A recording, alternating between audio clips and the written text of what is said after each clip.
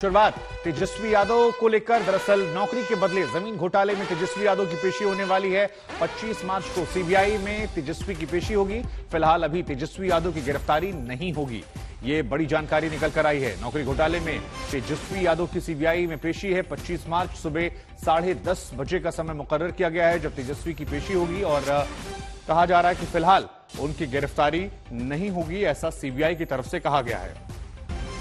संजय शर्मा मेरे सहयोगी इस खबर पर ज्यादा जानकारी के लिए जुड़ रहे हैं। संजय, कहा जा रहा है कि 25 मार्च तक गिरफ्तारी जो है नहीं होगी, पेशी के बाद देखा जाएगा। हालांकि दूसरे पक्ष के वकील कह रहे हैं कि जब ऊपर से आदेश होगा तब गिरफ्तार होंगे।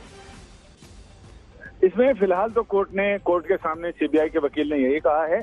जस्टिस दिनेश शर्मा की कोर्ट में इस मामले की पेशी सुनवाई थी, और सुनवाई के दौरान तेजस्वी यादव के वकील ने यह कहा कि वो उप मुख्यमंत्री भी हैं और उन पर कई महत्वपूर्ण विभाग हैं और बजट सेशन चल रहा है। शनिवार को सेशन नहीं होता है। शनिवार को अगर चाहें तो उन्हें जांच से और पूछताछ से कोई गुरेज नहीं है।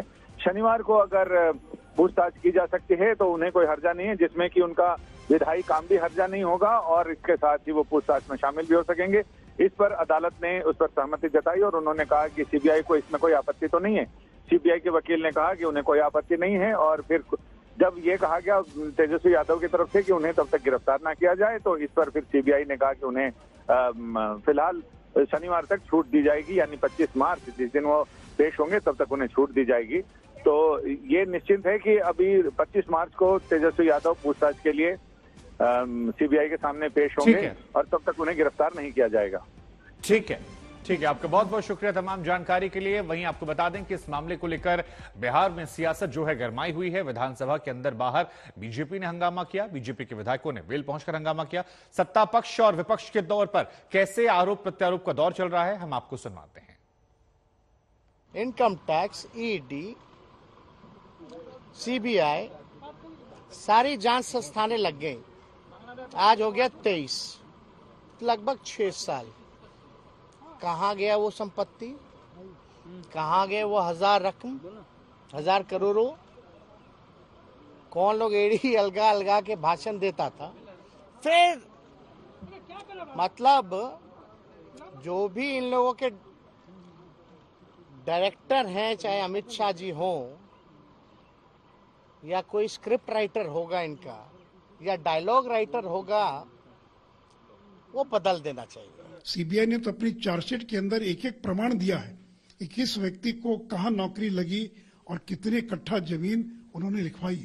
पटना शहर में 1 लाख स्क्वायर फीट से ज्यादा जमीन इन लोगों ने औने पौने दाम पर लिखवा लिया।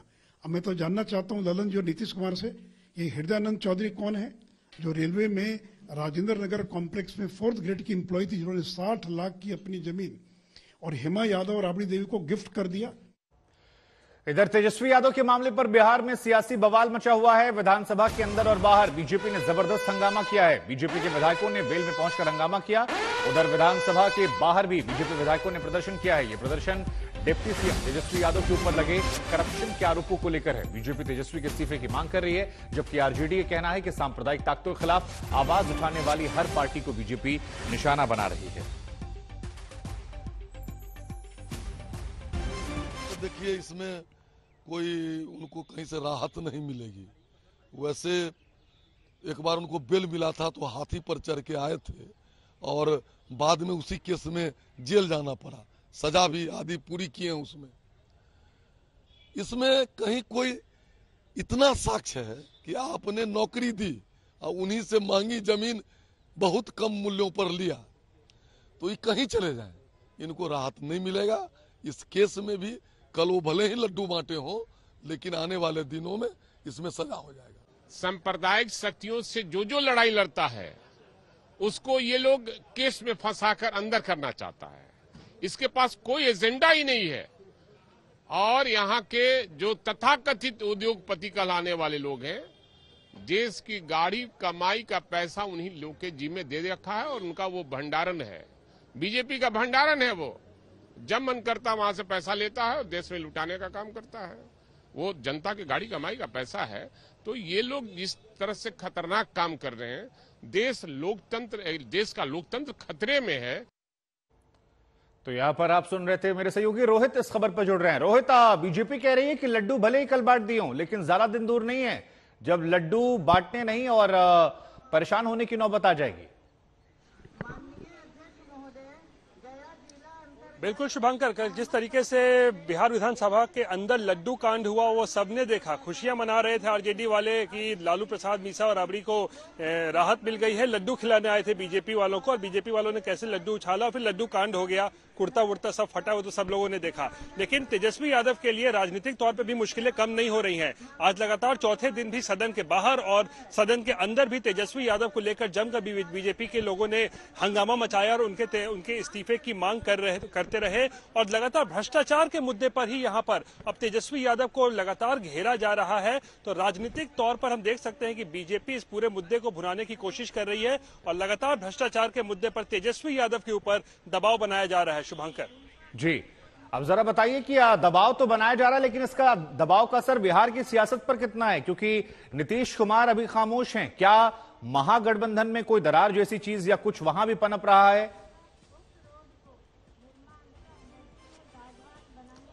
देखिए शुभंकर, एक चीज आप याद कीजिए, पिछले साल जब सरकार बनी थी ना, जिस दिन महागठबंधन का बहुमत साबित करना था, उस दिन 4 आरजेडी विधायकों के यहाँ छापेमारी हुई थी सीबीआई की। तो उस समय नीतीश कुमार सामने आए थे और कहा था कि अब ये सब चीजें तो होती रहेंगी, हम साथ जो आ गए हैं तो ईडी और सीबीआई का छापा चलता रहेगा। तो उस दिन उन्होंने कहीं ना कहीं आरजेडी का बचाव किया था। लेकिन अभी 2 दिन पहले जो उन्होंने बयान दिया है वो बड़ा दिलचस्प बयान है। कहीं भी उन्होंने इस बात का जिक्र नहीं किया कि ईडी और सीबीआई की छापेमारी गलत हो रही है या इस एजेंसियों का दुरुपयोग हो रहा है, और सीधा तेजस्वी के पाले में गेंद डाल दिया कि भाई जिनसे पूछा जा रहा है वो जवाब दे रहे हैं। तो आप समझिए, politics is all about perception. और नीतीश कुमार जिस तरीके का बॉडी लैंग्वेज दिखा रहे हैं इस वक्त, उससे तो ऐसा लगता है कि कंफर्टेबल नहीं है अभी वो इस पूरे मुद्दे को। ठीक है, आप रोहित लगातार नजर बनाए रखिए।